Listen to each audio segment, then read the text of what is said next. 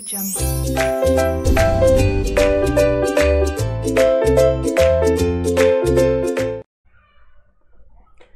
friends, what's up? Welcome to my channel. Myself Abhishek Bansal. I take law and audit for both inter and final. So आज का जो ये video होगा बेटा, आज का जो सेशन है, in this session we're going to discuss the amendments which are applicable for inter law. And case अगर आप IPCC दे रहे तो आपके लिए भी वही कॉमन अमेंडमेंट्स होंगे कुछ. तो कुछ अमेंडमेंट्स आ गए थे अभी December 21 अटैम्प्ट के लिए. एज सच ज़्यादा कुछ चेंज है नहीं. बहुत जगह पर पेनल्टी चेंज हुई है because of companies amendment act वहाँ पर. एंड कुछ सर्कुलर्स आए थे जिसके से कुछ क्लैरिफिकेशंस हैं, कुछ सेक्शन ओमिट कर दिए गए हैं, कुछ सेक्शन में छोटा मोटा चेंज आ गया है. 35 पॉइंटर्स होंगे हमारे पास जो हमें डिस्कस करने होंगे. आप अगर कोई और टीचर की बुक से लेकर पढ़े हो तो वो मैंने चैप्टर का नाम लिखा हुआ है, अपने वालों मैंने पेज नंबर भी लिखा और चैप्टर नाम भी लिखा है. तो आपको वहाँ पर नेसेसरी चेंज करना होगा. जो इंपॉर्टेंट अमेंडमेंट्स होंगे जहाँ पर इंस्टीट्यूट अपने को पूछ सकते हैं, जैसे कहीं पर डेज चेंज हो गए हैं, ठीक है, कहीं पर थोड़ा सा कॉन्सेप्ट हिल गया है वहाँ पर, तो वो मैं आपको मार्क करा दूंगा. बाकी तो मेन पेनल्टी चेंज है, कुछ चीज़ें हट गए, कुछ चीज़ें ओमिट हो गई है बुक से, वो अपन करने वाले. ये शीट आपको कहाँ से मिलेगी? इन द वीडियो डिस्क्रिप्शन आपको वहाँ पर नोट्स का लिंक दे रखा होगा टू डाउनलोड अमेंडमेंट नोट्स. आप वहाँ से वो नोट्स ले सकते हैं, ठीक है. सो फटाफट आ जाइए. अपनी जो लॉ की बुक होगी आपके पास, अगर कोई मॉड्यूल है, कोई और ऑथर की बुक है, कोई टीचर की बुक है, आपके क्लास नोट्स है, अपने वाले अपने बुक निकाल लीजिए. Let's discuss one by one. Other laws है हमारे जो Indian contract act, negotiable instrument act. Negotiable instrument से आपको पता है ऑलरेडी वो प्रोटेस्ट वाला आंसर, रेट ऑफ इंटरेस्ट वाला, वो हट गया था वहाँ पर, ठीक है. फिर पार्टीज टू NI वो वाला आंसर भी हट गया, तो उससे आंसर में कोई चेंज नहीं, वो डिलीट हो गया, ठीक है. मतलब वो पढ़ना ही नहीं हमें. तो 2-3 क्वेश्चन जो नेगोशिएबल वाले थे वो पढ़ने नहीं अपने को.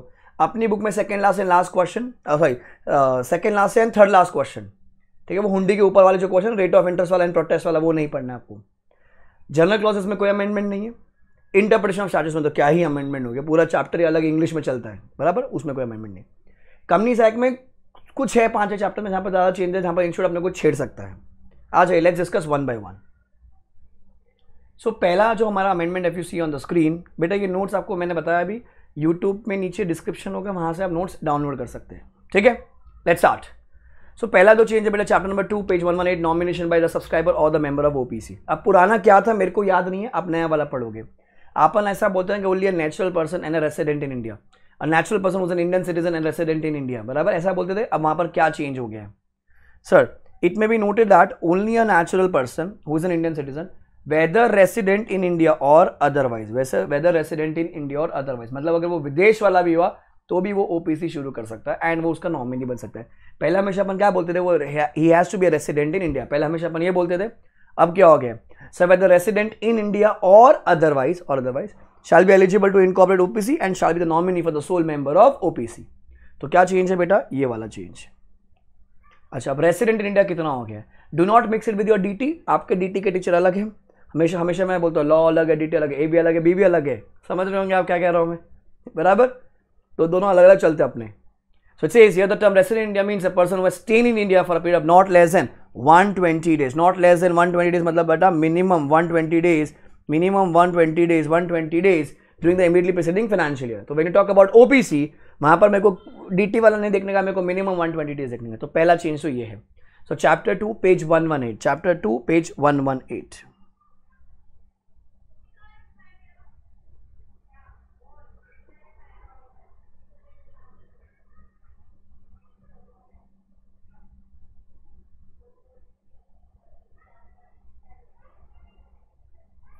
ऐसा कुछ देखेगा आपको. OPC only a natural person whose an Indian citizen and resident in India और अदरवाइज, बराबर. फिर ये वाला जो पॉइंट है, it may be noted that resident in India means कितना हो जाएगा अभी बेटा? 120 days during the immediately preceding financial year. पीछे वाला ईयर, ठीक है. During immediately preceding financial year, पिछला साल देखना है 120 डेज. तो कहाँ चेंज है मैंने आपको बता दिया. क्लियर? ऐसे मैंने रेफरेंस दे रखा है, ध्यान रखना. रेलेवेंट पॉइंट पे जाए, वहाँ पर चेंजेस कर लीजिए. या अगर किसी को, और ये शीट को भी डाउनलोड करके रखिएगा, अगर पॉसिबल है प्रिंट निकाल तो प्रिंट निकलवा लीजिएगा. अपने दोस्तों से जो आर्टिकलशिप जा रहे होंगे, पापा ऑफिस जा रहे होंगे, कोई दोस्त होगा जो निकाल देगा. सो दैट क्या होगा, एग्जाम से पहले, मतलब जब आप गृह प्रवेश करेंगे 2:45 बजे एग्जाम में हॉल में, उस तरह एक बार शीट फटाफट देखना, क्योंकि कुछ चीज़ें ऐसी जो इंस्टीट्यूट छेड़ेगा आपको. जैसे पहला ये वाला पॉइंट, तो I write important, this point is important, छेड़ेगा, दिख रहा है आपको वहाँ पर. फिर डेफिनेशन ऑफ स्मॉल कंपनी. अगर किसी ने ऑडिट के अमेंडमेंट्स देखी नहीं, मैंने ऑलरेडी चैनल पे डाल दी थी, आप देख लीजिए इंटर ऑडिट अमेंडमेंट्स। सो कुछ कॉमन अमेंडमेंट्स है अपनी, जैसे ये वाले अमेंडमेंट है, स्मॉल कंपनी की डेफिनेशन चेंज हो गई है, तो वो कारों में भी होता है, ऑडिटर्स वाले सेक्शन में भी चेंज होता है। स्मॉल कंपनी की वैसे डेफिनेशन इंपॉर्टेंट होती थी हमेशा, तो यहाँ पर क्या चेंज है वो सर लिमिट है जो बढ़ा दी गई है, क्या कहता है, it says small company means a company other then a public company, ये पहले भी था। Paid up capital which does not exceed 2 crore rupees or such higher amount as may prescribe which shall not be more than 10 crore rupees. So बेटा capital max 2 crores, capital max 2 crore and पहले भी यही था। turnover max 20 crore rupees and सरकार बढ़ा के कितना बढ़ा सकते हैं, 100 crore बढ़ा सकती है। आज की डेट में जो लिमिट याद रखनी है अपने को, कितनी याद रखनी है बेटा, 2 crores 20 crores and the figure is and। मेरा कैपिटल मैक्स 2 करोड़ का हो सकता है एंड मेरा टर्नओवर मैक्स 20 करोड़ का हो सकता है, कैपिटल मैक्स 2 करोड़ का एंड टर्नओवर मैक्स 20 करोड़ रुपए का। तो this is the definition meaning of small company, बाकी पूरा सेम है, खाली लिमिट चेंज हो गई 2 करोड़ एंड 20 करोड़। सी वो फिगर भी चेंज हुआ 10 करोड़ एंड 100 करोड़ वाला, बट ठीक है वो तो प्रैक्टिकल लाइफ के लिए, एग्जाम के लिए कितना करना है, 2 करोड़ एंड 20 करोड़। कहां देखिएगा आपको, chapter 2 page 119, chapter 2 page 119।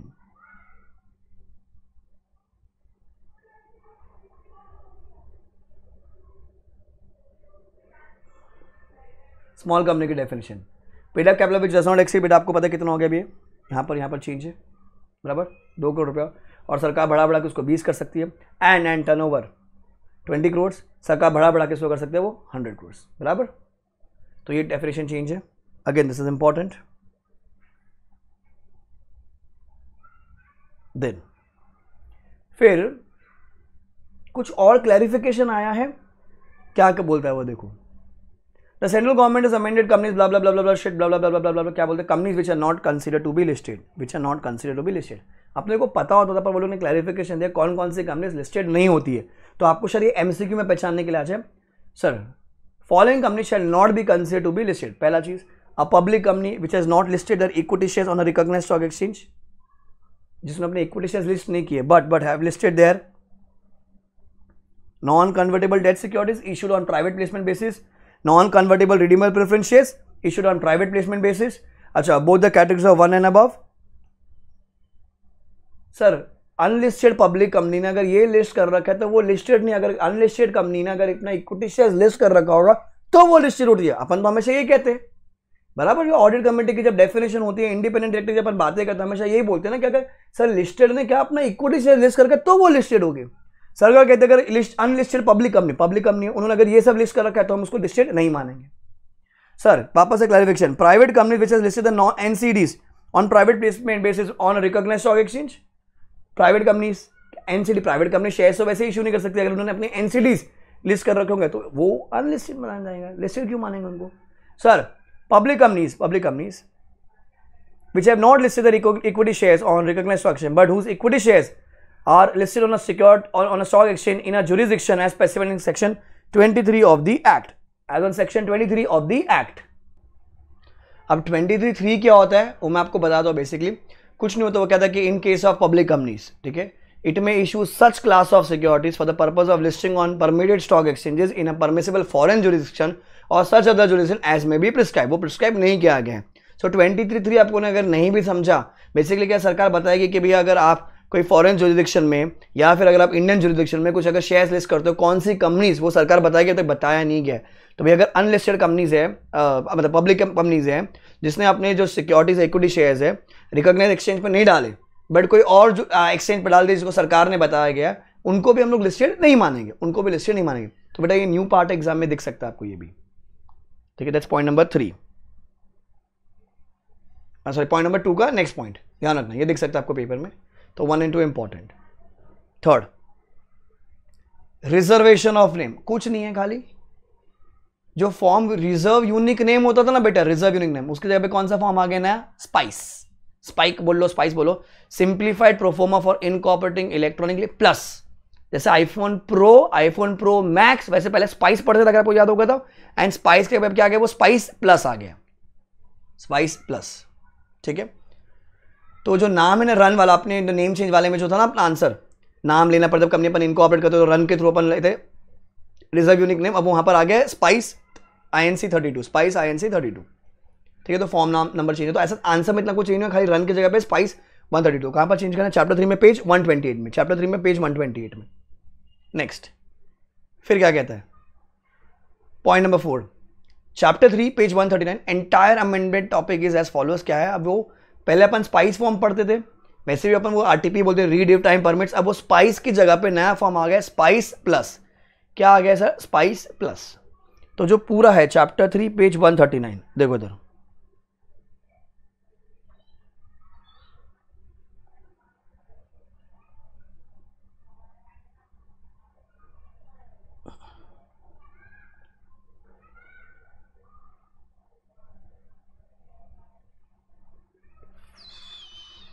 Sorry page वहाँ पर मिस्टेक है, पेज 144 है बेटा, वो 139 नहीं, पेज 144 है। अच्छा वो मैंने उसका लिया, बुक में पेज 144 होगा वो, ये वाला पॉइंट। सो ऐसा कुछ था, बराबर।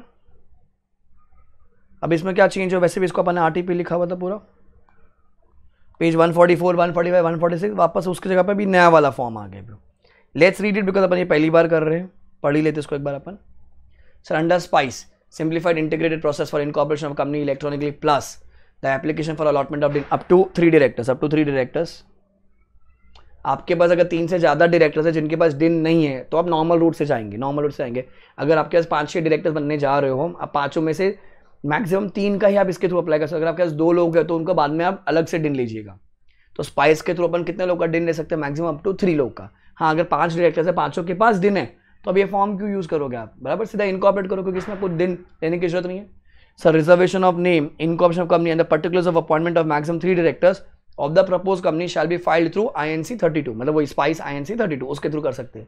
आपके पास ज्यादा लोग हैं तो आप नॉर्मल रूट फॉलो करो, आपको शॉर्टकट से फॉलो करना है। जैसे प्राइवेट कंपनी में 2, पब्लिक में 3 डायरेक्टर्स चाहिए, बराबर, तो अपन शॉर्ट करो, एक ही फॉर्म में सब कुछ डाल दिया। नहीं तो प्रैक्टिकली कैसा करते हैं अपन, पहले नाम भेजेंगे, नाम का अप्रूवल आएगा, बराबर, 3 लोगों का नाम का 3 नाम भेजेंगे अपन, फिर वो ROC नाम बताएगा कि क्या क्या अवेलेबल है, फिर अपन उसमें इनकॉर्पोरेशन के डॉक्यूमेंट्स फाइल करेंगे, फिर MOU में जाएगा, तो पूरा टाइम पास है। इसमें सब कुछ एक साथ चला जाएगा वहाँ पर, with ROC company within the jurisdiction of the registered office of the company, जहाँ पर कंपनी अपना ऑफिस शुरू करने वाले, along with the fee of ₹500 in addition to the registration fees as given in companies rules 14।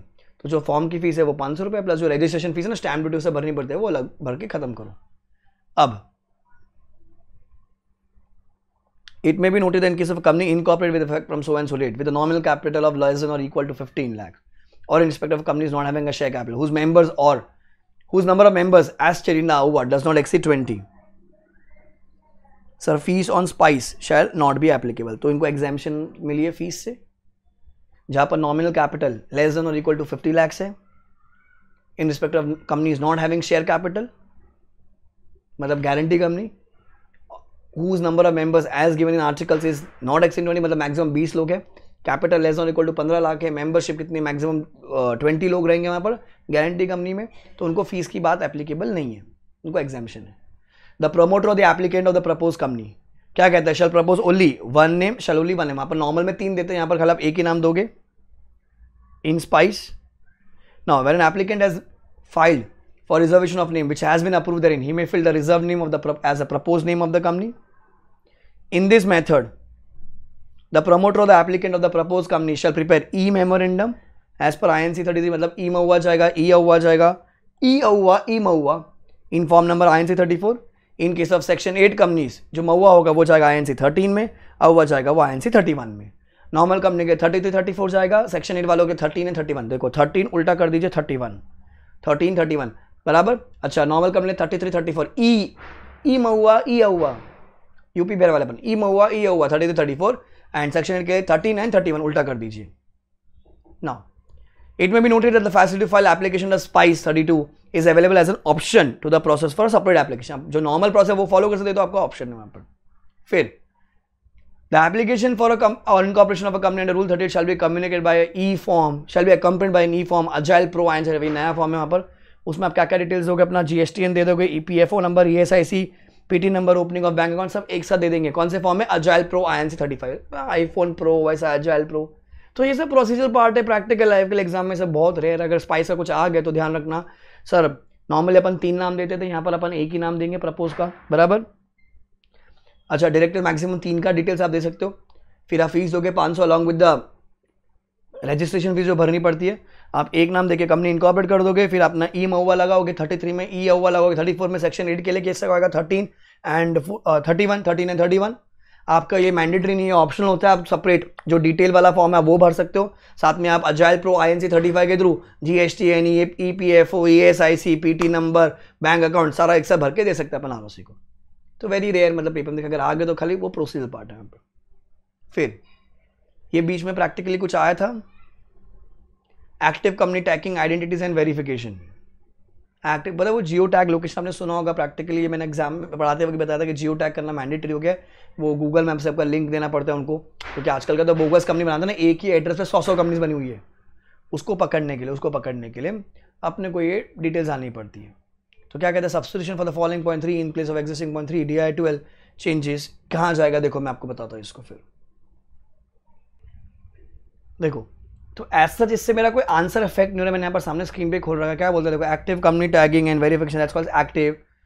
तो इसमें क्या बोलते हैं, provide also that no request, if you can read this, provide also that no request for recording the following base information और changes shall be accepted by ROC from such companies marked as active non compliant unless e form active is file. तो e form active आपको file करना, practically आपने अगर file नहीं किया है तो उसको बोलेंगे active non complaint company. Active, active का मतलब सर क्या होता है, active company tagging identification verification, identities and verification. ये फॉर्म फाइल करना आपने फाइल नहीं किया है सर, ये सारे फॉर्म नहीं लिए जाएंगे। कौन कौन से, SH07 नहीं लिए जाएंगे, पास 3 नहीं लिए जाएंगे, DI12 नहीं लिया जाएगा। हाँ पर DI12 लिया जा सकता है except in case of ABCD। Cessation of any director तब लिया जाएगा। Appointment of director in such के whether total number of directors are less than minimum number, मतलब जो 2 से कम, प्राइवेट में, पब्लिक में 3 से कम हो गया वहां पर। Appointment of any director in case where of all और any of the directors have been deactivated, उनका ले लेंगे। Appointment of directors for implementation of order pass by the court और ट्राइब्यूनल और 80, उसमें ले लिया जाएगा वहां पर। ठीक है, no request for recording the following event के लिए वहां पर एक्सेप्ट किया जाएगा ROC की तरफ से, अनलेस आपने ई फॉर्म एक्टिव फाइल किया है। कौन सा, 1 2 3। 1 2 में क्या है, 1 में SH07, 2 में पास 3, 3rd में DI12। ROC नहीं लेगा आपका form, but DI12 in 4 situation में वो ले सकता है, 4 सिचुएशन ले सकता है। Practically important, academically not so important. ठीक है, next, change of name section 13। Change of name section 13।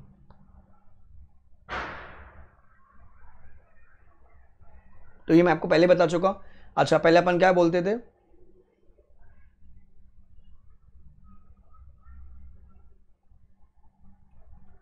इसकी जगह पर जो रन था वहां पर क्या फॉर्म आ गया, spice INC 32 which is use at the time of incorporation of the company. क्या फाइल करना अपने को, स्पाइस INC 32।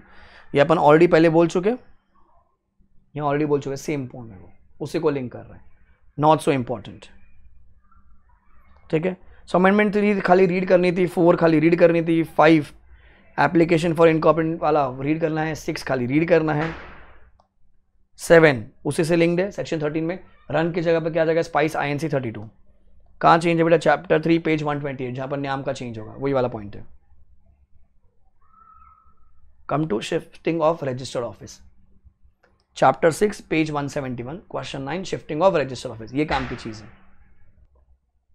अब देखो ये कुछ काम की डेफिनेशन हमारे लिए, it says the confirmation of regional director shall be communicated within period of 15 days from the date of receipt of application, and the company shall file the confirmation with ROC within a period of 30 days, 15 days, 30 days from the date of confirmation, who shall register the same and certify that the registration within a period of 30 days from the date of filing of such confirmation.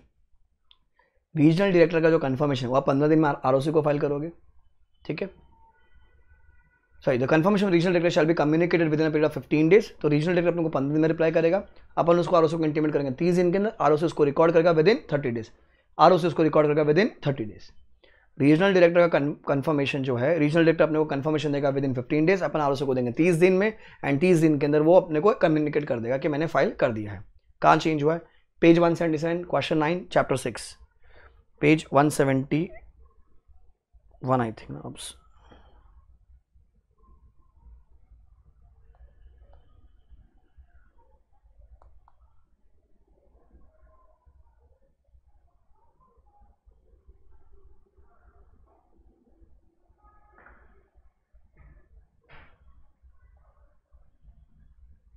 अलग अलग क्यों है, mistake है इसमें बेटा। Chapter 6,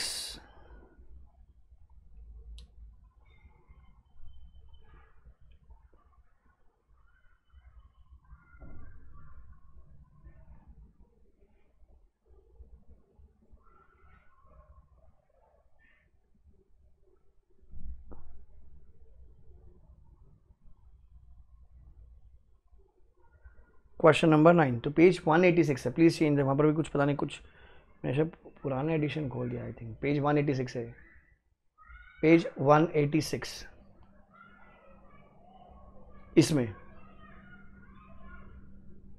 such change must be confirmed by the regional director within 15 days on application made in this behalf by the company. फिर he shall certify the registration within 15 days and the certificate shall be conclusive evidence. तो ये वाला जो point है यहाँ पर आपको उसको ऐड करना पड़ेगा नीचे.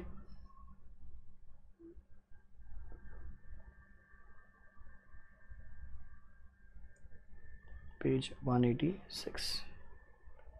The confirmation of regional director shall be communicated within a period of 15 days from the date of receipt of application, and the company shall file the confirmation with the ROC within a period of 30 days from the date of confirmation, who shall register the same and certify the changes, certify the registration within a period of 30 days. तो अपन भी file करेंगे ROC 30 दिन में, ROC अपने conformation देगा with in 30 days के अंदर. तो ध्यान रखना यहाँ पर चेंज हुआ 12(5) सब सेक्शन में. 12(5) जो अपन रजिस्टर ऑफिस चेंज करते हैं with in the same state, with in the same city, but ROC अलग अलग है, ROC अलग अलग है, वहाँ पर ये चेंज हुआ है. पेज 186. फिर compulsory conversion of a OPC into a public company और अ प्राइवेट कंपनी. क्या है ये, देखो अभी compulsory conversion of a OPC into a public company और a private company. Important sir. The OPC shall alter its MOA and AWA by passing a resolution as per section 122 of the act to give the effect of the following changes. क्या क्या change है? OPC can be convert into private और public other than section 8. वो नहीं हो सकती, section 8 तो अलग ही होती है. After increasing the minimum number of directors and members to 2 और 7 अगर पब्लिक बनानी है, पब्लिक बनानी है 2 और 3 एज अ केस में भी. मतलब अगर प्राइवेट कंपनी है तो 2 है, पब्लिक है तो 7 मेंबर्स चाहिए, प्राइवेट कंपनी तो 2 डायरेक्टर्स चाहिए, एंड अगर पब्लिक कंपनी तो 3 डायरेक्टर्स चाहिए. तो डिपेंडिंग अपन कौन सी बनाना चाहते हो बना लीजिए. And maintain the minimum paid up capital as per the requirements of section 18 of the act. बराबर. सो प्राइवेट कंपनी में मेंबर्स 2 होते हैं एंड पब्लिक में 7 होते हैं, तो आप उतना मेंबर्स इंक्रीज कीजिए. अच्छा, प्राइवेट में 2 डायरेक्टर्स होते हैं, पब्लिक में 3 डायरेक्टर्स होते हैं, तो OPC अगर तेरे को जो भी बनने का ना तो उसके हिसाब से इंक्रीज कर सकती है.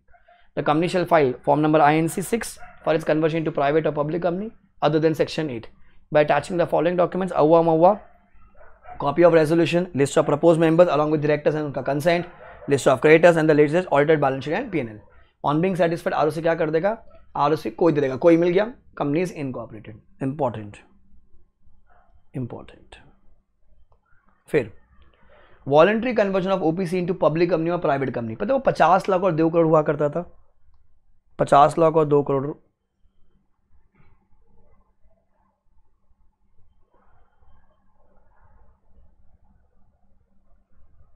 अगर किसी को याद होगा तो ये no such company shall be voluntarily converted, याद है ऐसा कुछ है बेटा? ये हट गया, ये डिलीट हो गया.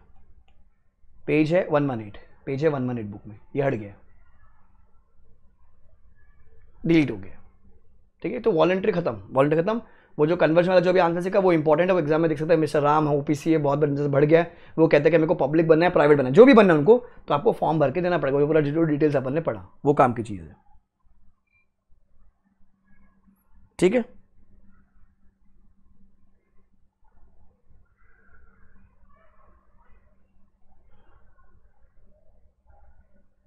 नेक्स्ट. अब conversion of a private company into OPC. Private company क्या बन रही है अभी? OPC ने. प्राइवेट कंपनी में कितने होते हैं? 2 मेंबर्स होते हैं, OPC में तो 1 ही चाहिएगा. अच्छा, प्राइवेट कंपनी में मिनिमम 2 डायरेक्टर होते हैं, OPC में अगर 1 होता तो भी चलेगा. तो ये बड़ी कंपनी एकदम छोटी वाली बन रही है. पहले क्या अपन ने OPC से अपन या तो प्राइवेट बनना चाहते हैं तो पब्लिक बनना चाहते हैं, तो वो वाला आंसर करेंगे अपन. ये क्या कहता है? प्राइवेट कंपनी को OPC बनने का. सो private company other then a company registered section that's NPO में convert itself into OPC by passing a SR in GM. By passing a SR in GM चाहिएगा अपने को. बिफोर पासिंग सच रेजोल्यूशन अपने को क्या चाहिए? NOC चाहिएगा. किससे? मेंबर्स एंड क्रेडिटर से. फिर द प्राइवेट कंपनी, क्योंकि तो प्राइवेट कंपनी थी, shall file a copy of the SR with ROC within 30 days and from the date of passing such resolution in form number MGT 14 में भरना पड़ेगा आपको. The company shall file an application form number INC 6 for its conversion from OPC into, मतलब from private company into OPC along with the fees and following documents चाहिएगा अपने को. The directors of the company shall give a declaration by way of affidavit that all the members and creditors have given their consent.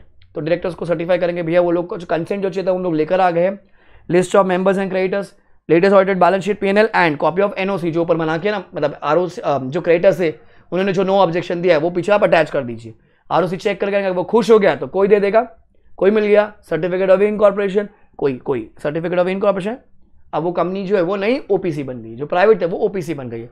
So OPC से private public बनने वाला जो answer था and private से OPC बनने वाला answer, बेटा ये काम की चीज़ है। कोई बच्चा कह रहा होगा सर पब्लिक से OPC नहीं बन सकता, नहीं, अभी तक वो रूल्स नहीं है, फ्यूचर में आएंगे पता नहीं, अभी तक वो रूल्स नहीं है। तो ये दोनों आंसर बहुत इंपॉर्टेंट है, दोनों इंपॉर्टेंट है, ठीक है। चैप्टर 9 पॉइंट नंबर 9 खत्म, ठीक है। Now registration of prospectus, registration of prospectus section 26 chapter 4 में क्या कहते हैं sir, a copy of prospectus must be filed with the ROC, तो इसको ही मार्क कर लीजिए, इंपॉर्टेंट है with ROC before it's publication. Market में जाने से पहले अपने पास ROC को रजिस्टर करना पड़ेगा। It should be sign by the every person who is named in the prospectus as a director. मतलब बोलते हैं ना जिन जिन लोगों ने साइन किया है, किन किन लोग हैं, कंपनी, प्रमोटर, डायरेक्टर, सब के सब लाइबल होते हैं। तो अभी लाइबिलिटी की बात नहीं करें, अभी अपन रजिस्ट्रेशन की बात करें। तो सर कौन साइन करेगा, सब लोग साइन करेंगे सर, सब लोग जिनका नाम प्रॉस्पेक्टस में गया है, जो डायरेक्टर है, जो बनने वाला है डायरेक्टर, उसने अग्री किया है, सब लोग साइन करेंगे। साथ में क्या अटैच करना है आपको, consent of expert, expert consent with the consent and writing of the person if any named in the prospectus as the director होगा वो, as the auditor, legal adviser, attorney, उनका जाएगा in professional capacity. Copy of underwriting agreement वो जाएगा। The prospectus must contain a statement that the copy has been filed with ROC, indicating the requisite document by giving the name. क्या क्या अपन ने ROC को भी दे दिया है। The prospectus must be issued within 90 days of filing of the same to the ROC, either by the advertisement of newspaper or otherwise. अच्छा, अगर अपन ने फॉलो नहीं किया section, the company shall be punishable with the fine of minimum 50,000 rupees, but which may extend to 3 lakh rupees. And जो इंसान है, तो देखो कंपनी के लिए बेटा 50,000 से लेके 3 लाख, एंड जो इंसान है, जो ऑफिसर है, ऑफिसर, उसके लिए क्या बोला गया है, मिनिमम 50,000 रुपीज, मैक्सिमम 3 लाख रुपया। सेम है, सेम है, सेम है। तो बेटा ये चेंज हो गई पेनल्टी, मतलब ये पूरा आंसर में चेंज हो गया है। तो अभी आपको ये फाइल करना होगा, ये डॉक्यूमेंट याद करना पड़ेगा, section number 26 registration of prospectus. तो अपन पहले भी बोलते सर्कुलेशन से पहले ROC के पास रजिस्टर करो, वहाँ पर साइन करवाओ किसका, जिसका नाम प्रॉस्पेक्टस में गया है। अच्छा, आपको अटैच करना पड़ेगा क्या क्या, एक्सपर्ट का कंसेंट, बाकी लोग का consent, auditor, legal adviser, broker, जो भी है वहाँ पर उनका, फिर अंडरराइटिंग अग्रीमेंट। आप इसको फाइल करोगे ROC के पास, ठीक है, अलॉन्ग विद अदर डॉक्यूमेंट जो दे दिए थे वो भी लिस्ट बना के दीजिए उनको। It must be issued, prospectus file करने के बाद 90 दिन के अंदर आपको इशू करना पड़ेगा। कुछ भी कांड किया आपने तो बेटा ये पेनल्टी 50,000 से लेके 3 लाख, एंड इंसान की भी बेटा कितनी है, 50,000 से लेके 3 लाख रुपया, काम का section. When the registrar must refuge registration of prospectus, वो ओमिट हो गया, ओमिट हो गया, वो वैसे भी नहीं पढ़ते थे अपन। अब्रीज प्रोस्पेक्टस जो अपने बुक का पहला क्वेश्चन है, अब्रीज प्रोस्पेक्टस पेज 141 पे, उसको आप डिलीट कर दीजिएगा, मतलब वो भी कट हो गया। एक से 141, 146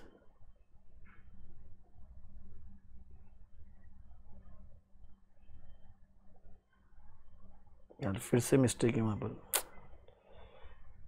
ये वाला पेज 148 पे, सॉरी पेज 148 पे है ना ब्रिज प्रोस्पेक्टस, पेज 148 पे cut.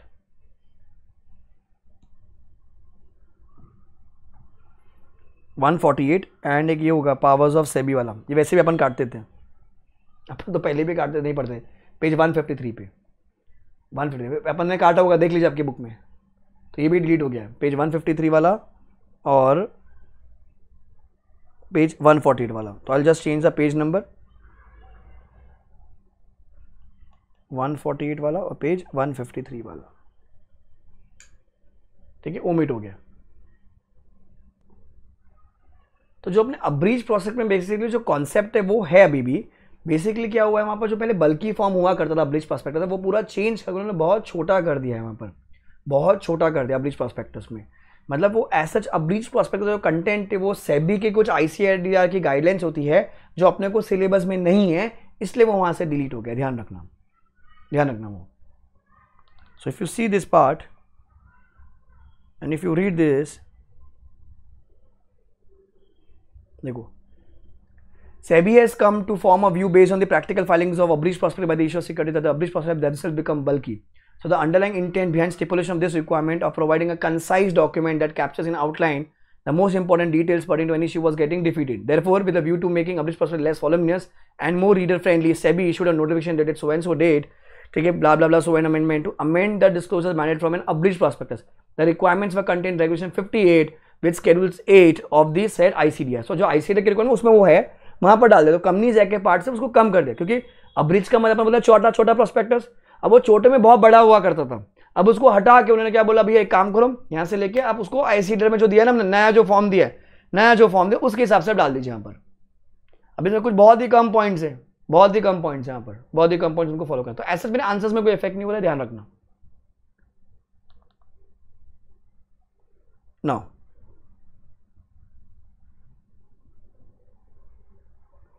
Section 40, securities to be dealt with in stock exchange. क्या बोलता है देखो, securities to be dealt with in stock exchange.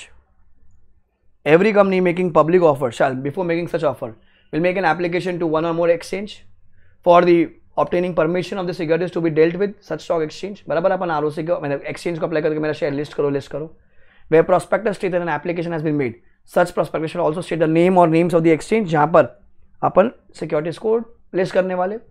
All the money is receive from through application money. बराबर, जो सब्सक्रिप्शन से अपने पास पैसा है, it should be deposit in a separate bank account in a scheduled bank and shall not be utilised for any purpose other than adjustment of allotment of securities, या फिर अगर अपना सब्सक्रिप्शन ही नहीं हुआ तो वन वहां पर रिफंड कर देंगे। बराबर, ये सब पढ़ते हो आप लोग। Any condition purporting to require bind any applicant for securities to waive compliance with any of the requirement shall be void. अगर आपने ये कुछ तोड़ा, उसके लिए आपने कुछ भी रेजोल्यूशन पास किया, वो सारा रेजोल्यूशन वॉइड हो जाएगा। तो यहां पर क्या हो गया, चेंज हो गया। क्या चेंज हुआ देखो, if a default is made in compliance with the provision of this section, the company shall be punishable with a fine of minimum 5 lakh rupees, but which may extend to 50 lakh rupees, and every officer के लिए 50,000 rupees, which may extend to 3 lakh rupees। यहाँ पर penalty change है, ये important section 40 की। अरे वो listing का स्टेटस लेते ना अपन, वो चेंज है ये पेनल्टी। सो 5 लाख से लेके 50 लाख हो गई कंपनी के लिए, ऑफिसर के लिए बेटा 50,000 से लेके 3 लाख हो गई। फिर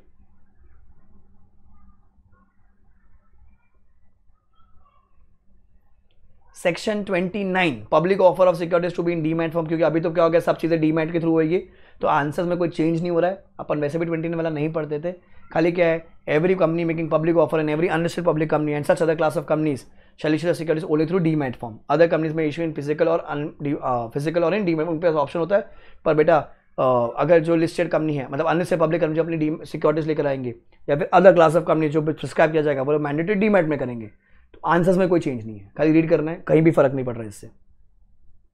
sir, issue of securities in demat form by unlisted public company, उसी को लिंक करते हुए बेटा रीड कर लीजिए। आरटीपी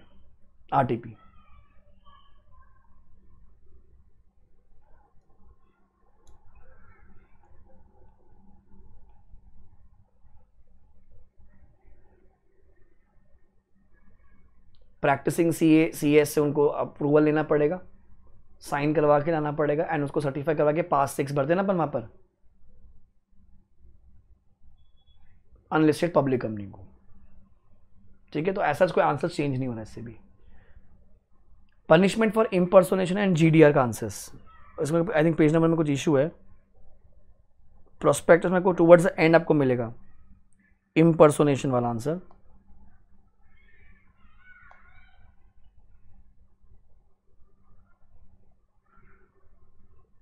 ये वाला ऊपर पनिशमेंट फॉर पर्सोनेशन दिख रहा है कैसे हो जाए, ये पूरा कट गया ये बेटा। This is on page number 154 पे आ जाइए, 154।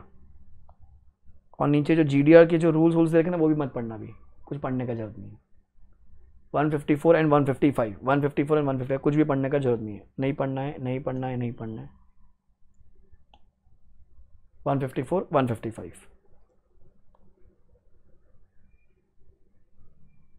I'll change the page number here, 154 155 नहीं पढ़ना है। ठीक है, next, equity shares with differential voting rights.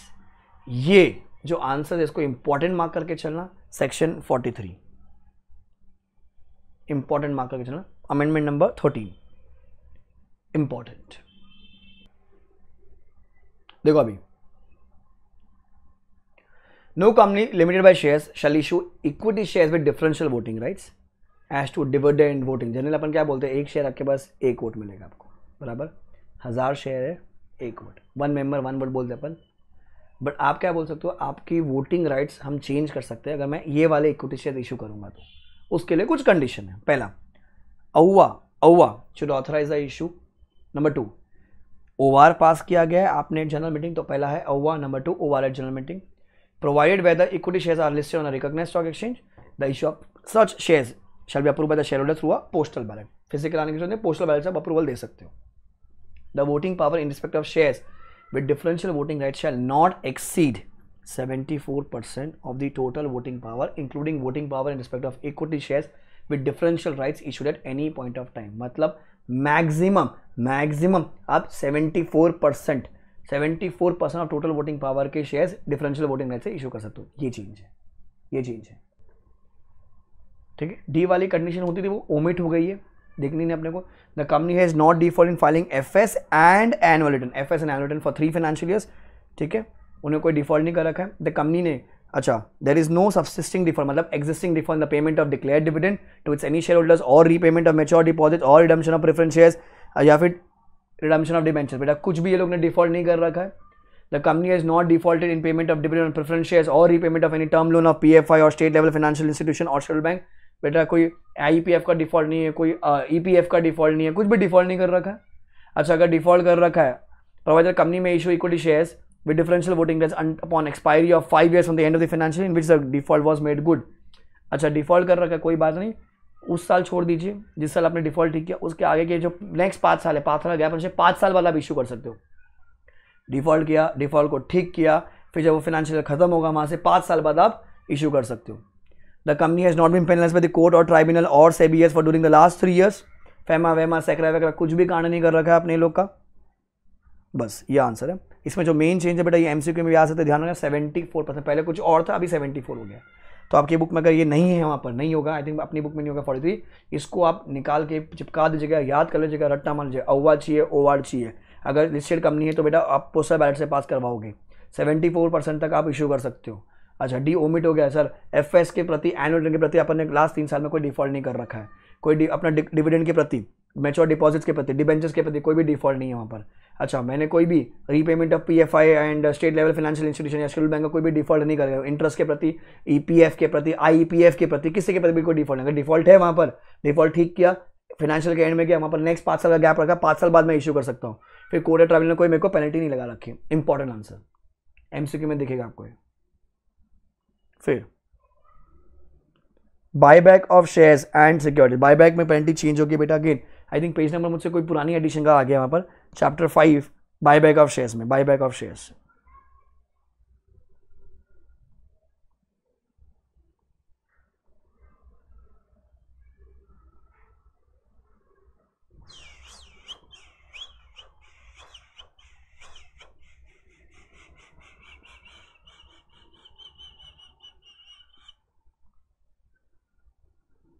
Buyback is on page 163 अपनी, वहां पर कुछ पेनल्टी आई है बायबैक।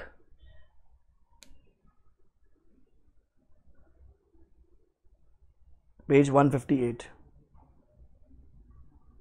तो देखो सेक्शन 68, 69, 70, पेज है 158, 158, ये होगा आई थिंक 160 पर। Sweat equity shares, in case of a default the company shall be punished with a fine of minimum 1 lakh rupees but which may extend to 3 lakh rupees। Company के लिए है बेटा 1 to 3 lakh, officer के लिए है 1 लाख से 3 लाख। 68, 69, 70 के कॉमन पेनल्टी, क्योंकि सारा वो बायबैक, सीआरआर वाला and prohibition on issue buyback, वहाँ पर जो पेनल्टी है ये चेंज हुई है। स्वेट इक्विटी शेयर इंपॉर्टेंट क्या कहता है, the company shall not issue sweat equity shares for more than 50% of the existing paid up capital in a year or the shares of the issue of rupees 5 crores whichever is higher, subject to maximum 25% paid up capital at any point of time। Maximum 25% हो सकता है आपका, maximum 25%। और existing capital का आपका कितना हो सकता है 15%, या फिर अगर आप वैल्यू देख रहे हो तो maximum 5 crore whichever is higher। So numbers में 15%, वैल्यू में 5 करोड़ whichever is higher। जितने भी शेयर्स होंगे आप उतना ही बाय बैक कर सकते हो, सॉरी उतना ही आप स्वेट इक्विटी के थ्रू रूट कर सकते हो, सिक्योरिटी स्वेट इक्विटी के थ्रू रूट कर सकते हो। टोटल पेड अप कैपिटल का मैक्सिमम 25%, उतना ही आप स्वेट इक्विटी के थ्रू इशू कर सकते हो। ये नहीं था, अब ऐड हो गया है। However startup company may issue sweat equity shares not exceeding 50% up to 10 years from the date of incorporation और रजिस्ट्रेशन। स्वेट इक्विटी के लिए बेनिफिट है 50% तक। किसके लिए? स्टार्टअप। तो स्टार्टअप वाले, क्योंकि उनको पता है कि भैया 5-10 साल तक तो प्रॉफिट आने वाला नहीं है, एम्प्लॉय को रोकना पड़ेगा, तो वो लोग मैक्सिमम 50% इशू कर सकते हैं। न्यू पॉइंट ऐड हुआ है, स्वेट इक्विटी वाली जो कंडीशन है स्वेट, ये एक्स्ट्रा कंडीशन है, important. Right issue of shares section 62, तो आई थिंक ये भी 160 पेज होना चाहिए। वहां पर डेज जो था वो चेंज हो गया है स्वेट राइट इशू में।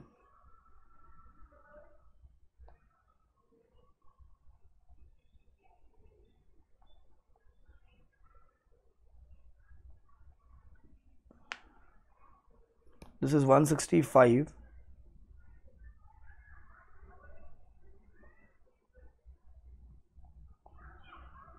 स्वेट इक्विटी इज ऑन बेटा 166 एंड राइट इशू भी नीचे ही है 166। तो यहाँ पर जो डेज थे ना बेटा, वो जो डेज थे, ये वाला पॉइंट नंबर 2, ये चेंज है। पेज 166 लिखिए वहाँ पर,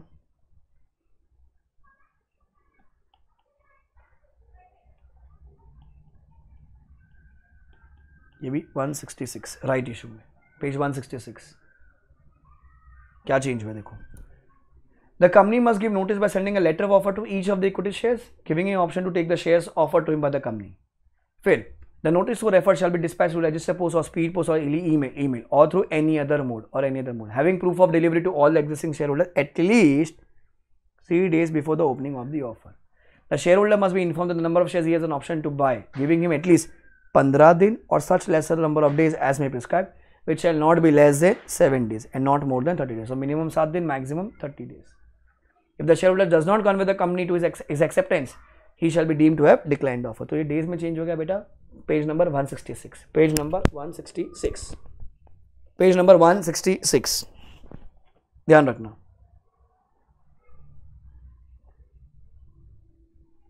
क्लियर? कहाँ चेंज हुआ है? फिर डिबेंचर रिडम्पशन रिजर्व अपनी बुक में नहीं होता था, मतलब आप इसको रीड करेंगे, दिस इज योर होमवर्क। पूरा जो टॉपिक है पूरा चेंज हो गया, डीआरआर की बातें रीड करना है आपको इसको, ये भी इंपॉर्टेंट रहेगा। डीआरआर आपको रीड करने, कुछ नहीं, खाली वो अकाउंट्स में इंपॉर्टेंट हमेशा मैं बोलता था, बट क्या है अभी चेंज हो गया, कुछ एडिशनल पॉइंट्स डाल दे, खाली इसको रीड करना है। डीआरआर। Come to deposits.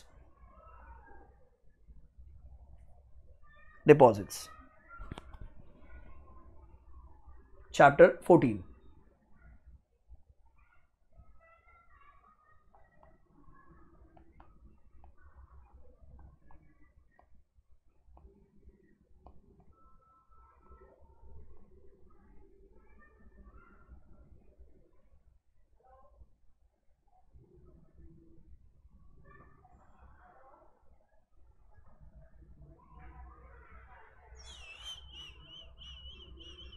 ये तो 13 खुला,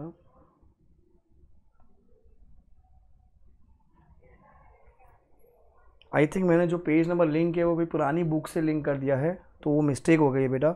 मैं आपको मैप करवाया था अभी, आई थिंक दूसरे एडिशन से मैप कर दिया मैंने उसको। Come to deposits.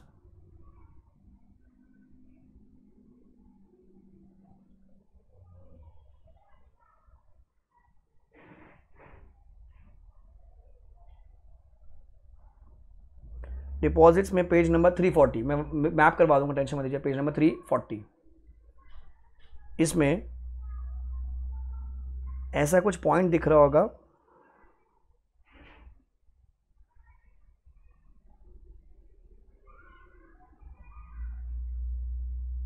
आर वाला, ₹25 lakhs or more received by a startup company by way of a convertible notes, it should be received in a single tranche from a person, बराबर।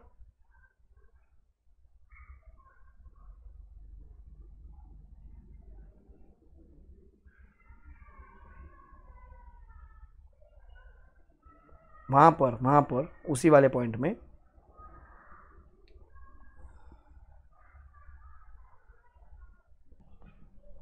Ignore the page number क्योंकि वो I think wrong mapping हो गई है। Chapter खोलिए सीधा आप। Chapter 14 में डिपॉजिट्स वाले में जो मेरा पहला आंसर है,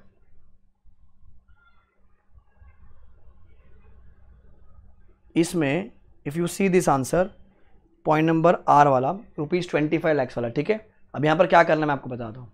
इट सेज 25 लाख रुपीज और more receive by a startup company by way of convertible notes, ठीक है।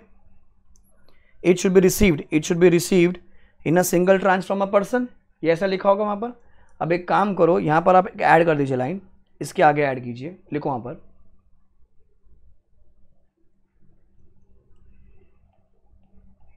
convertible into equity shares or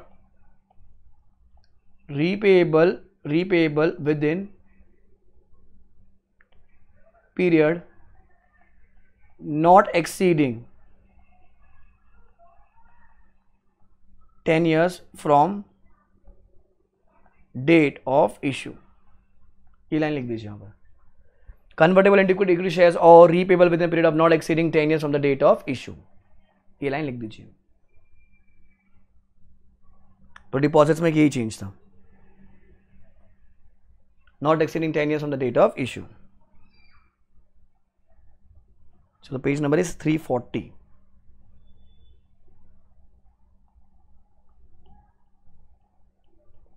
I think सारे आगे के पेज नंबर्स भी रॉन्ग होंगे। आई थिंक मैंने पुराना एडिशन से मैप कर दिया, सॉरी। अमेंडमेंट शीट में भी अमेंडमेंट, हाँ लो बकवास करोगे ना मेरे बारे में बोलोगे सर, चैप्टर नंबर राइट लिखा है, पढ़ा राइट रहा हूँ मैं आपको, आंसर्स में कोई ऐसा फर्क नहीं पड़ रहा है। कम टू चैप्टर 10 चार्जेस, इसमें थोड़ा सा ज़्यादा चेंज है। Chapter 10 charges,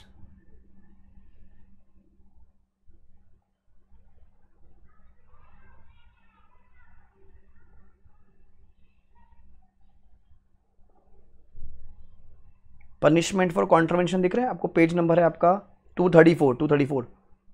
punishment for contravention section 86 दिख रहा है आपको, ये पेज नंबर बेटा बुक में 234। क्या हो गया यहाँ पर, replace it with below provision, important 234। If any company is in default of complying with any provision of this chapter, charging the company shall be liable to a penalty of 5 lakh rupees and every officer is liable 50,000 rupees, 5 lakh and 50,000. If any person willfully furnish any false information or knowingly suppresses any material information regarding charges, he shall be liable for section 447. 5,50,000 important 234 पे, question number 10, page number 234, question number 10।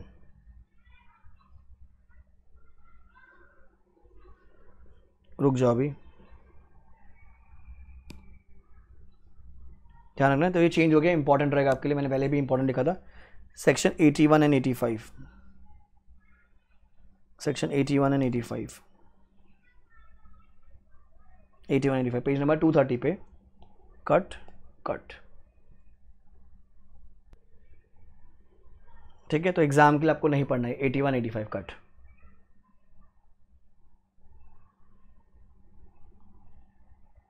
ठीक है, फिर register of members section 88, again penalty is change if a company does not maintain a register of members और debenture holders other security holders, so company shall be liable to penalty of 3 lakh rupees and the officer in default shall be liable to penalty of 50,000 rupees. तो again penalty change है, याद हो तो ठीक है, वाले छोड़ देना, ऊपर वाले तो इंपॉर्टेंट है आपके लिए। 19 वाले जो वो तो बहुत ज़्यादा इंपॉर्टेंट है, ये कर लीजिए याद क्योंकि चेंज है, एमसीक्यू में कहीं दिख जाए तो। रजिस्टर ऑफ मेंबर्स की penalty,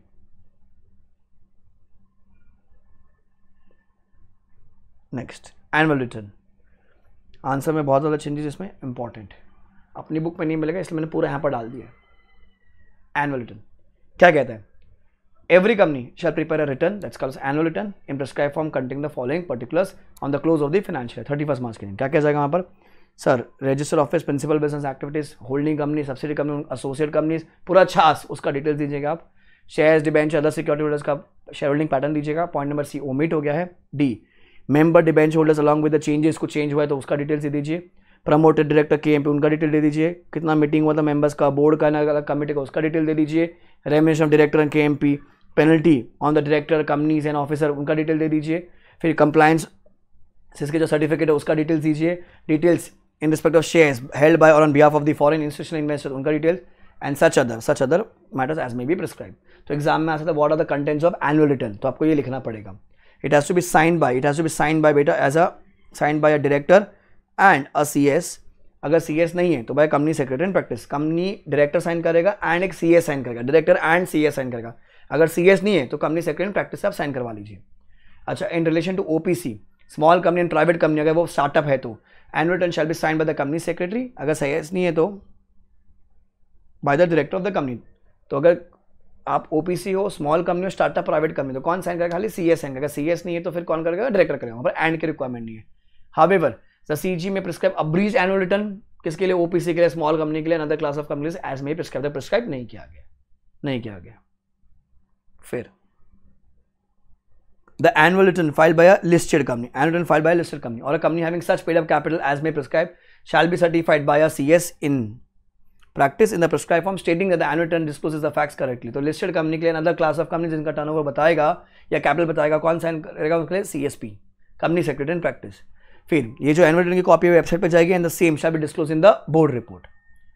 Every company shall file with the ROC the copy of annual return within 60 days, MCQ, within 60 days from the date of the AGM is held, and अगर AGM नहीं हुई है then within 60 days from the last date on which AGM should have been held along with the reason कि क्यों AGM नहीं हुई है।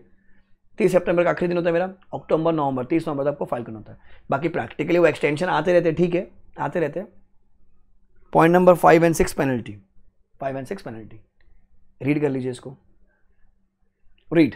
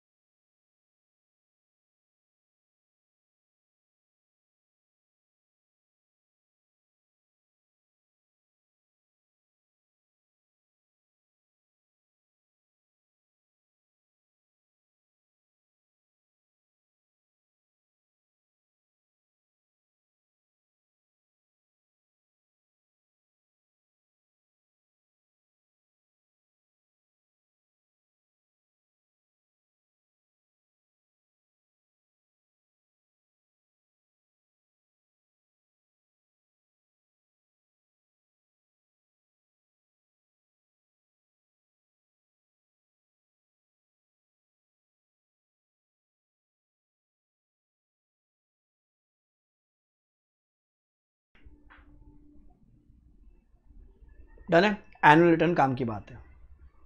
Next 24, तो इसके अभी मैं इंपॉर्टेंट लिख देता हूँ तो ध्यान रहेगा आपको, दिस इज इंपॉर्टेंट लिखा हुआ है, ठीक है। अपॉइंटमेंट ऑफ प्रॉक्सी में क्या हुआ है? कुछ नहीं हुआ है, बता दो आपको। चैप्टर नंबर 8, पेज नंबर मेरे को नहीं पता, चैप्टर नंबर 8 पर आ जाइए क्योंकि पुराने बुक से मैप हो गया है। चैप्टर नंबर 8 प्रॉक्सी वाला, सेक्शन नंबर 105 आपका PROXY proxy.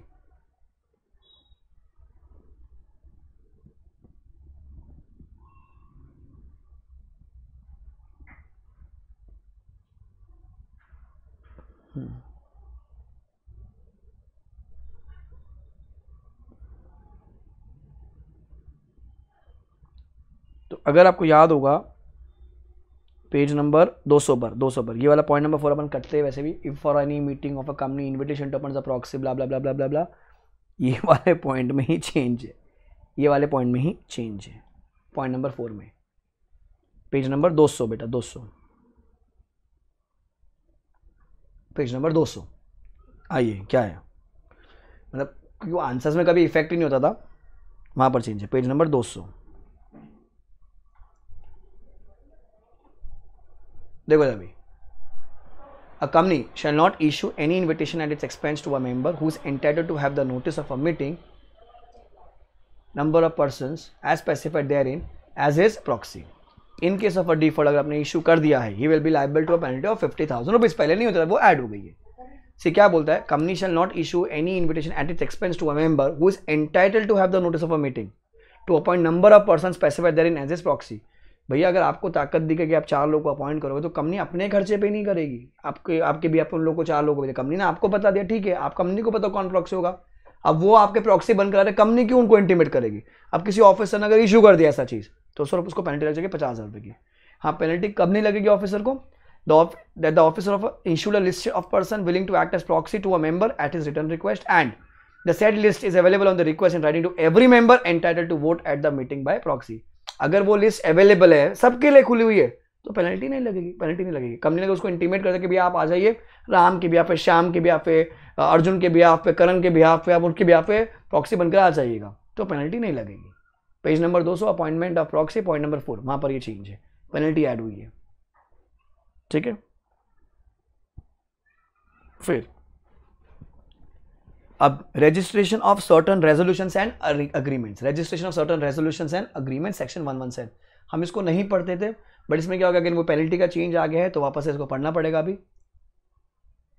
Mark this also as important.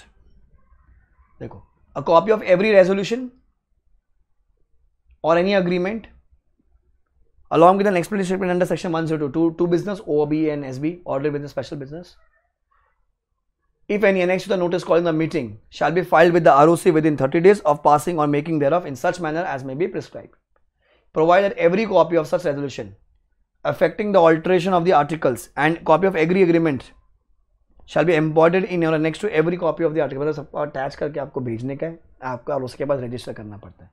अगर आपने नहीं किया तो पेनल्टी कितने बेटा, 10,000 रुपीज, कंटिन्यू डिफॉल्ट ऑफ 100 रुपये per day till the default continue, subject to maximum of 2 lakh rupees and every officer including the liquidator of a company. अगर आपने फाइल नहीं किया तो कितना पेनल्टी सेम है, 10,000 रुपया, 100 रुपये per day, subject to maximum 50,000 rupees. खाली ध्यान रखना 10,000 100 रुपये पर डे, 2 लाख रुपये मैक्सिमम कंपनी के लिए, ऑफिसर के लिए 10,000 रुपया, 100 रुपया per day, subject to maximum 50,000 rupees.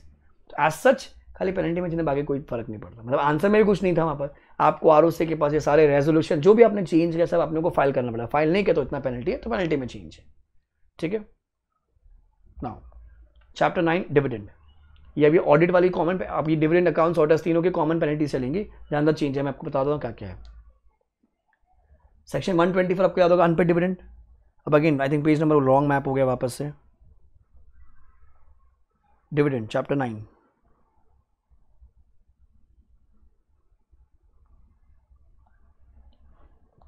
आपको याद होगा अनपेड डिविडेंड अकाउंट। वहाँ पर लास्ट में एक पेनल्टी होती थी, पेज नंबर है बेटा 214 214 पॉइंट नंबर 7, ये जो पेनल्टी ये चेंज हो गई है, ये जो पेनल्टी ये चेंज हो गई, पेज नंबर है 214 ये पेनल्टी चेंज है खाली।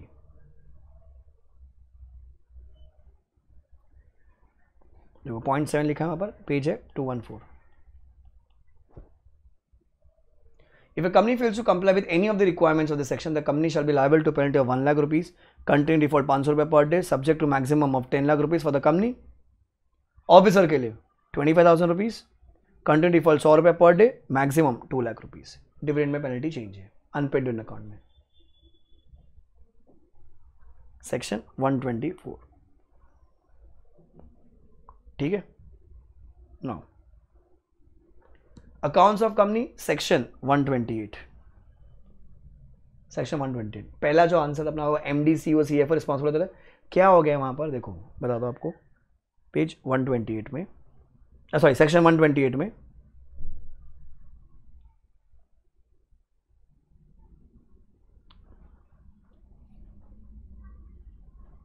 ऑडिटर से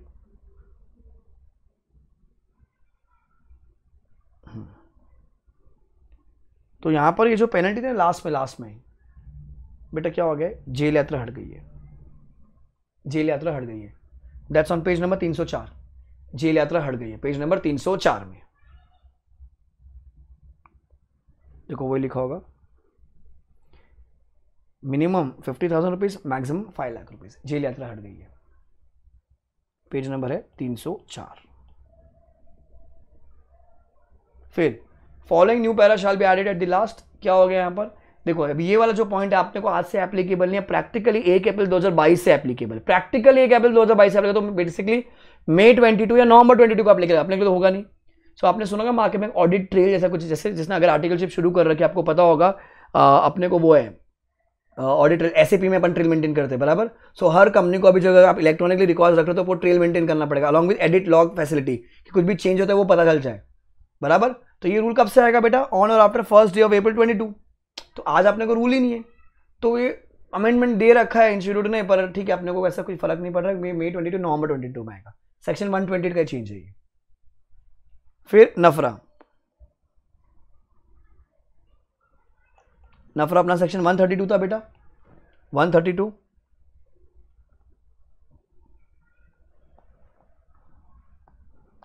नफरा की जो बातें लिखी हुई है पेज नंबर है 312.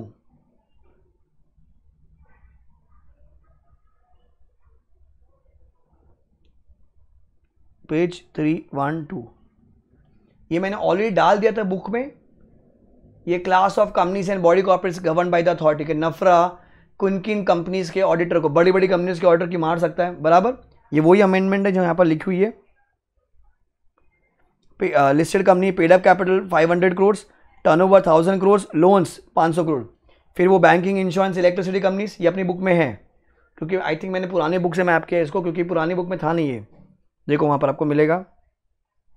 This you will see on page number ये रहा, पेज 314 पे लिखा हुआ ये रहा. इंपॉर्टेंट है. फाइनल में ओल्ड सिलेबस में आ गया, न्यू सिलेबस में आ गया क्योंकि कॉमन टॉपिक है ये सब. इंटरव्यू तुमको छेड़ा नहीं, इंस्टीट्यूट पूछ सकता है कि ऐसे कंपनीज मतलब ये जो बड़ी बड़ी कंपनीज है इनके ऑर्डर की नफरा बजा सकता है, इनके ऑर्डर की नफरा बजा सकता है. इनकी नहीं बजाएगा, इनके जो स्टार्ट ऑर्डर है उनकी बजाएगा वो. इनके जो बचा स्टार्ट ऑर्डर है इनकी वो बजाएगा. ध्यान रखना. पेज 314 में ऑलरेडी है तो ऐसा कोई चेंज है नहीं है. पेज 312 314 आई एम राइटिंग है 312 314. फिर बोर्ड रिपोर्ट की पेनल्टी में चेंज हुआ है सेक्शन 134 में. अगेन पेज नंबर चेंज हो गया इसका भी. बोर्ड रिपोर्ट में जहां पेनल्टी लेकिन लास्ट में एकदम ये पेज 319 पे, पेज 319 पे यहां पर चेंज. आई थिंक जेल यात्रा हटा दी गई है. 319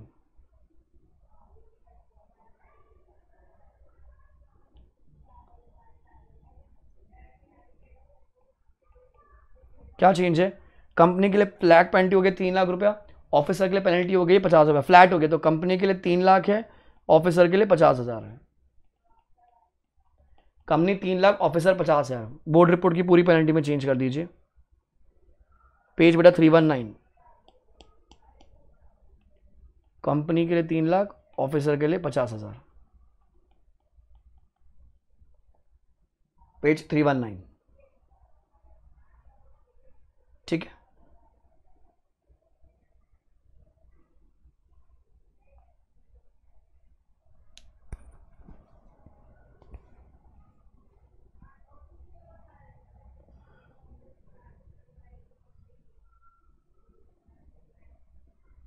नेक्स्ट CSR. CSR में अपनी बुक में चीज़ें कवर्ड थी क्योंकि मैंने आपको लेटेस्ट ही पढ़ाई थी. वहाँ पर खाली जो चेंज नहीं हुआ था वो जो भी लेटेस्ट चेंज हुआ पेनल्टी में चेंज हुआ है. बाकी जो पूरा पॉइंट है ये अपन ऑलरेडी पढ़ चुके हैं. ये ऐसा कोई ज़्यादा चेंज है नहीं. अपन ने जो चेंजेस आपको मैंने लेटेस्ट ही पढ़ाया था, खाली जो पेनल्टी चेंज है जो अभी एकदम आया कंपनीज अमेंडमेंट एक्ट के थ्रू वो चेंज होगा. तो इसका पेज नंबर पहले तो चेंज करते ऊपर से अपन. CSR की बातें लिखिए पेज नंबर 320 पर. Page 320 in the book. ये पूरा चीज सेम है, पूरा चीज सेम है, पूरा चीज सेम है, पूरा चीज सेम है. आपको याद होगा unspent amount if it is related to an ongoing project, non related ongoing project, वो 6 महीने के अंदर एक फंड में डालना पड़ता है जो CSR में लिखा गया है वो. फिर वो कोविड की वजह से कुछ क्लैरिफिकेशन आए हुए हैं वहाँ पर. ठीक है, कोविड की वजह से कुछ क्लैरिफिकेशन आए हैं, यहाँ पर कुछ और ऐड हो गया है. तो एज सच मेरा आंसर्स कोई फर्क नहीं पड़ रहा बेटा. आंसर्स में कोई फर्क नहीं पड़ रहा है. ये ऐड किया प्रैक्टिकल लाइफ के लिए. ठीक है, ऐड किया प्रैक्टिकल लाइफ. वो PVM केयर फंड ये नया आया बिकॉज ऑफ कोविड बराबर. आंसर्स में कोई चेंज नहीं है, कोई चेंज नहीं है. खाली रीड करना है इसको भी. ठीक है. फिर इट में भी noted that spending of CSR fund for setting up makeshift hospitals and temporary Covid care facilities eligible CSR activity. तो ये प्रैक्टिकल लाइफ वाली चीज है.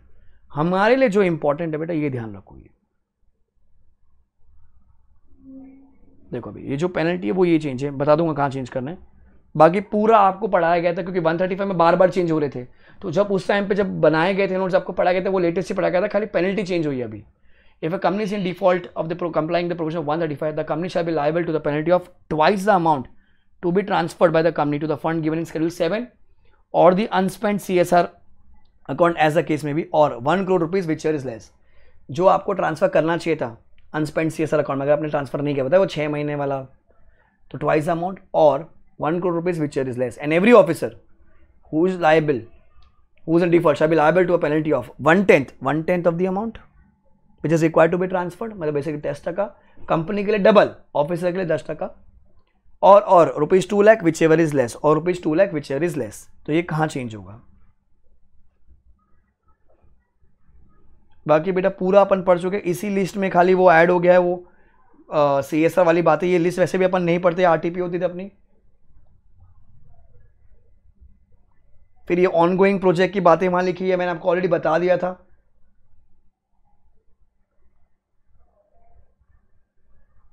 ये पेज नंबर 324 पे ये चेंज है, पेज नंबर 324 पे. तो ये वाला पैरा जो है ये अमेंडमेंट,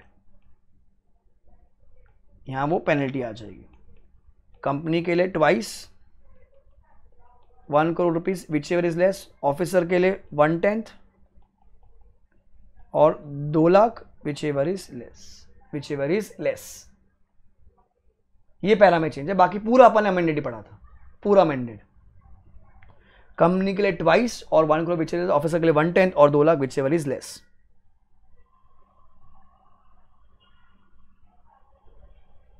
वो ये ट्वाइस और 1 crore which ever is less, officer के लिए 1/10 और 2 lakh which ever is less. बाकी पूरा अपन ने अमेंडेड पढ़ा है. बाकी जो कोविड की वजह से जो चीजें आई है उससे अपने को आंसर्स में कोई फर्क नहीं पड़ रहा है एकेडमिक एग्जाम के लिए. बाकी तो पागल हो जाओगे कि पूरा ये बार बार पढ़ते रहोगे, तो बाकी आपको नया पढ़ाया गया है पूरा. ठीक है. नाउ अगेन पेनल्टी चेंज है. Filing of FS with ROC, उसमें क्या होगा? It may be noted that every NBFC who is required to comply with Ind AS shall file the FS together with ROC, मतलब together with form number AOC4 Ind AS. NBFC उनको वो applicable होगा. AOC4 NBFC Ind AS, AOC4 CFS NBFC Ind AS, तो उनका अलग से form है NBFC वालों के लिए. कोई चेंज नहीं इसकी वजह से आंसर्स में. ठीक है. एज सच इससे आंसर्स में कोई फर्क नहीं पड़ा, खाली फॉर्म नंबर आए और इसकी पेनल्टी चेंज है. सेक्शन 137 खोलिए. सेक्शन 137 में आपको ये दिख रहा होगा पेज 329 पे, ये वहां पर. तो यहां पर चेंज हुआ है, देख लेते हैं अपन क्या चेंज है. Page number 329, page 329.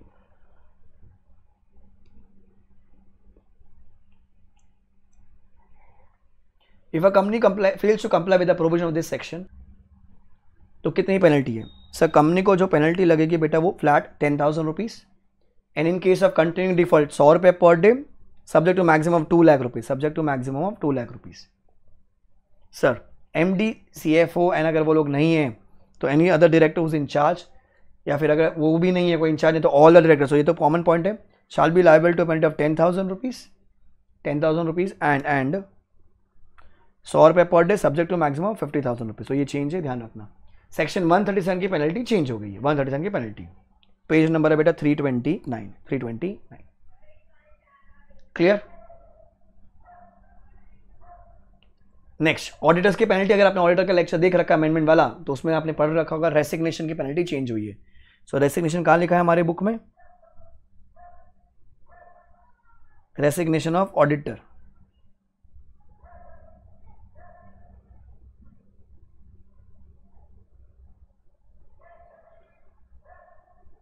That's on page number 265. Penalty I think इस पे आ रही है 266 पर आ रही है. पेनल्टी 266 पर लिखी हुई है. तो चेंज है वहां पर. ये नॉन कंप्लायंस का ना, ये चेंज है. कुछ ऐड हुआ है खाली, मतलब बाकी तो सेम सा ही है. ऐड हुआ है पेज 266 ऑडिटर्स वाले पार्ट में, page 266. If the auditor does not comply with the provision of subsection 2 ADT3 file नहीं किया तो he shall be liable to a penalty of same है 50,000 रुपीज और an amount equal to the remuneration whichever is less. Continue default के लिए बेटा आ जाएगा वहां पर 500 रुपये पर डे, फिर subject to maximum 2 lakh rupees. ये चेंज हुआ है. पहले मैक्सिमम कुछ और होता था, अभी 2 लाख कर दिया, 2 लाख कर दिया. ठीक है. फिर other reporting requirements of the auditor 143 subsection 3. पता है अपन आंसर पढ़ते अपने, एक आंसर है A B C D E F O में other pending litigation, foreseeable losses, delay in transferring to IPF.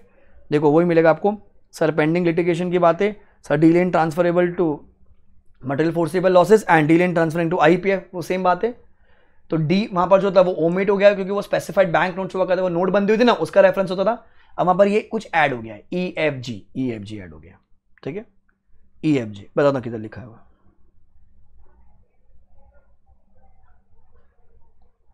Page number 268 तो आपको दिख रहा है अदर मैटर्स 268 पर। तो पेंडिंग लिटिगेशन आज भी है वहां पर, डिले इन ट्रांसफरिंग टू आई पे वो भी आज भी है, फोर्सेबल लॉसेस आज भी है। पॉइंट नंबर जो 4 था, मतलब जो डी बोलते थे अपन, वो वैसे भी ओमिट हो गया था तो इसलिए लिखते नहीं थे। अब उसके आगे लोगों ने ई एफ जी ऐड हो गया, मतलब इसके आगे। तो पेज नंबर है आपका ये 269, यहां पर ऐड हो गया पेज नंबर 269। लॉ के पेपर पे इतना कुछ काम का नहीं ऑडिट के लिए, क्योंकि ऑडिटर की रिक्वायरमेंट है। तो पेज 269 की बात है सर, क्या ऐड हो गया।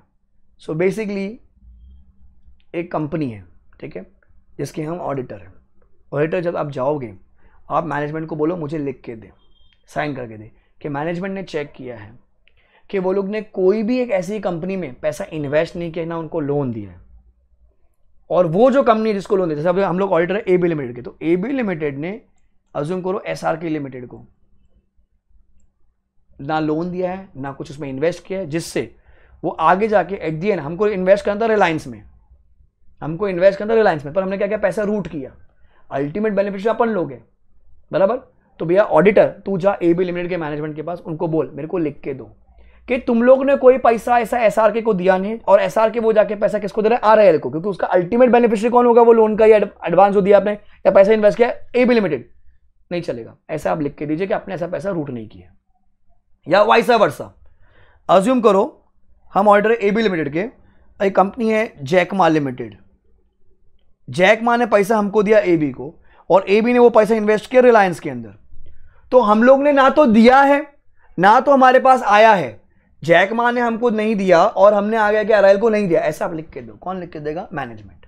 किसको, ऑडिटर को। और ऑडिटर उसका तू यहां पर क्लैरिफिकेशन देगा किधर, पॉइंट नंबर ई के 1 में और 2 में लिख के देगा कि भैया ऐसा कुछ भी ट्रांजैक्शन नहीं हुआ है, कि और मैनेजमेंट ने मेरे को बता दिया है।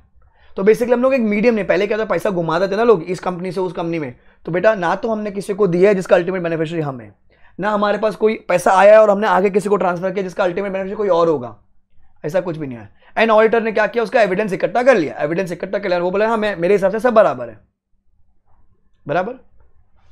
F, whether the dividend declared or paid during any year by the company is in compliance with section 123। तो 123 का रेफरेंस यहां पर देना पड़ेगा आपको कि डिविडेंड अपन ने फ्री रिजर्व से दिया है, बराबर, एंड सब टाइम टू टाइम पे कर दिया है, तो वो अगर कंप्लाई हो गया तो उसका आपको ऑडिट रिपोर्ट में रेफरेंस देना पड़ेगा। फिर ये वाली जो बात है जी वाली बात, ये आज अपने लिए रेलेवेंट नहीं, क्योंकि अगेन वही वो बुक्स ऑफ अकाउंट्स ना, ऑडिट ट्रेल वाली बात कि कंपनी ने ऑडिट ट्रेल मेंटेन कर रखा है, कंपनी ने बच्चों ऑडिट ट्रेल मेंटेन कर रखा है एडिट लॉग फैसिलिटी के साथ, उसका यहां पर रेफरेंस होगी। तो ये वैसे भी एग्जाम्पल 2022 से, तो आज अपने को एप्लीकेबल नहीं। तो बेटा कोई फर्क नहीं पड़ रहा इससे, खाली क्या है वो आपके ऑडिट के पेपर के लिए काम की बात है। एग्जाम के लिए अगर मैं बोलूं डिविडेंड वाला बात इंपॉर्टेंट होगा, वो भी ऑडिट के पेपर के लिए, ना कि लॉ के पेपर के लिए, ठीक है। पर आपको पता होना चाहिए कहां चेंज हुआ है, clear. 34 then penalty for fraud क्या है बेटा, पेनल्टी चेंज हुई है फ्रॉड की। 143.12 वाला जो आंसर था अपना, 143.12 वाला आंसर, ये वाला पेज नंबर है 272। तो जो ये वाली जो पेनल्टी है बेटा, ये चेंज हो गया पेज नंबर 272 पर। लिस्टेड कंपनी के लिए 5 लाख, अदर कंपनी के लिए 1 लाख। लिस्टेड कंपनी के लिए 5 लाख, अदर कंपनी के लिए 1 लाख एंड 5 लाख। 143.12 में पेनल्टी चेंज हुई है, ऑडिट के लिए इंपॉर्टेंट, पेज 272, पेज 272। लिस्टेड के लिए 5 लाख हो गए, अदर कंपनी के लिए 1 लाख हो गई, बस। फिर ऑडिटर्स की पेनल्टी में क्या चेंज हुआ, सेक्शन नंबर 147,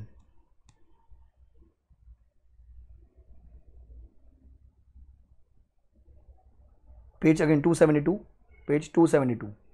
तो यहां पर क्या चेंज है बताता आपको। तो ये जो जेल यात्रा ना, जेल यात्रा ये हटा दी गई है, और इसमें से ये सेक्शन 143 हटा देगा, ये चेंज है बस, खाली इतना ही चेंज है, बाकी सब सेम है। जो जेल यात्रा थी, कंपनी ने अगर कांड किया तो कंपनी की पेनल्टी सेम है, 25 से लेके 5 लाख, ऑफिसर की 10,000 से लेके 1 लाख। तो जेल यात्रा थी बेटा वो हट गई है, ये और भी बोथ भी हट जाएगा। ऑर्डर ने कॉन्ट्रीमेंट किया 139, 144, 145, बाकी सब सेम है। यहाँ पर जो 143 लिखा था वो हट गया। Page number 272।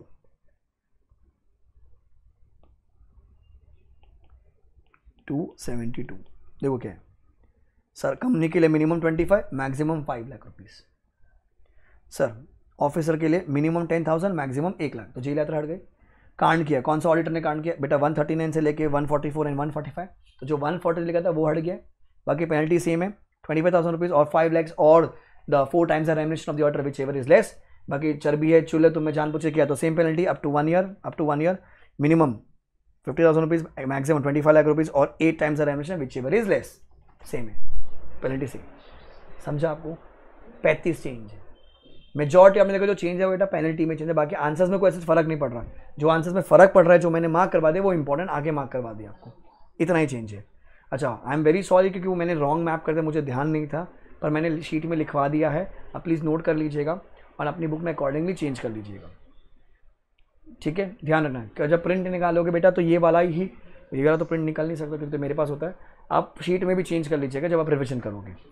तो खाली पेज नंबर में मुझसे मिस्टेक हो गया, I am very sorry for that, या जानबूझ के गलती से हो गया, ये इशू है खाली, बाकी कुछ नहीं। 35 चेंजेस है, पेनल्टी में ज़्यादा चेंज है, बाकी आंसर्स में इतना कोई ज़्यादा फर्क नहीं पड़ रहा है। क्लियर? अदर्स ऑफ में कोई चेंज नहीं है, कंपनी ऑफ में इतना ही चेंजेस है।